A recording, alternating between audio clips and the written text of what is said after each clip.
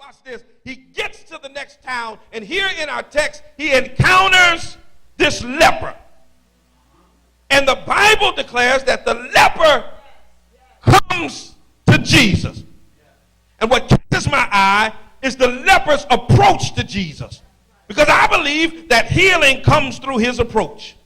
All you've got to do is read the Bible. You will discover that there is a proper way to approach divinity. Come here, Moses. God said to Moses, you can't step to me any old kind of way. Take your shoes off. You're standing on holy ground.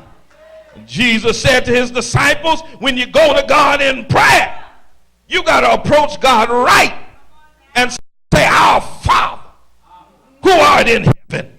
Before you go to him asking for him to give him anything on a daily basis, approach him by letting him know that you know who he is.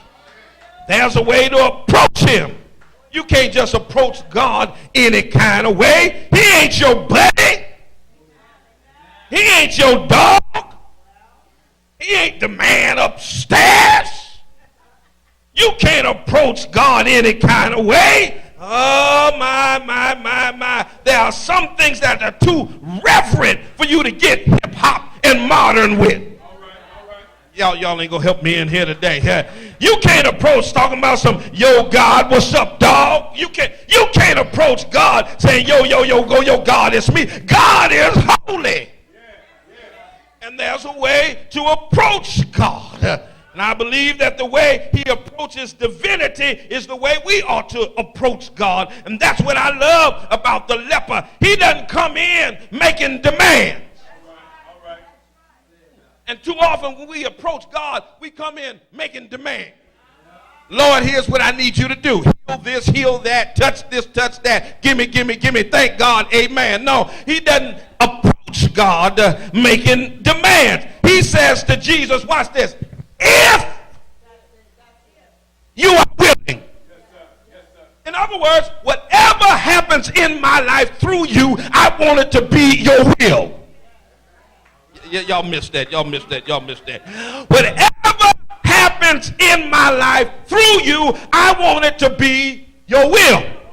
Do you remember when Jesus prayed in the Garden of Gethsemane, Father, suffer this cup to pass from me. Nevertheless, not my will, but your will be done.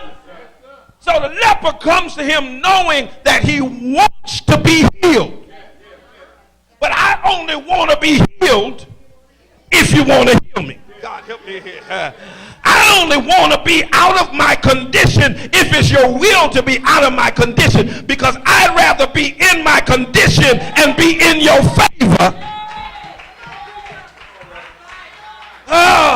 than to be out of my condition and out of the favor of God. I'd rather be sick and in his will than healed and outside of God's will. So he says, if you are willing, I know that you can. I know you can, if you're willing. And Jesus says, I will. Jesus, I know you got power, but you also got prerogative. Bobby Brown ain't the only one with prerogative. He says, I know you got power, but you got prerogative. He says, Jesus, just because you can don't mean that you will. Because sometimes exercising his power might not be in the best interest of his glory.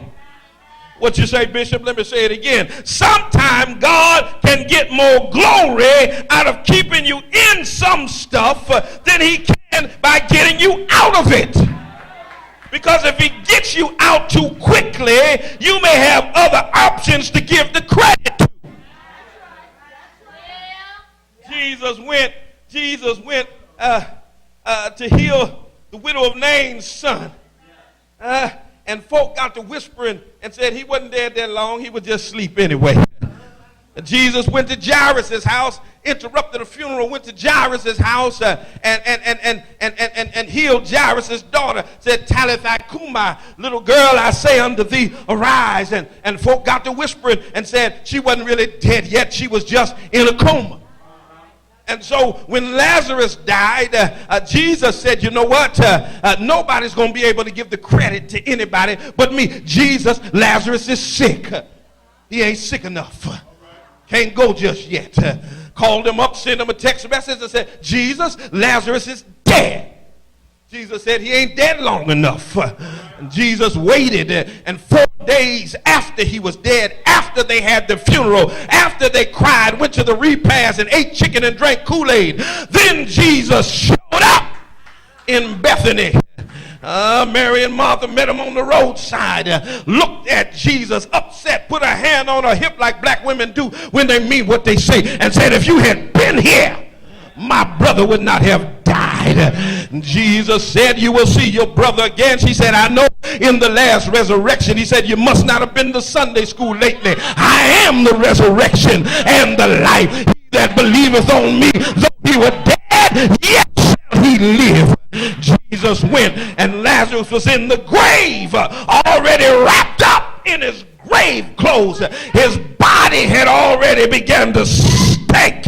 Rigor mortis has already begun to set in. And Jesus prayed a prayer to the Lord and said, Lord, I thank you because you hear me always, but for these that stand by. My. Every now and then you just need a for these blessing.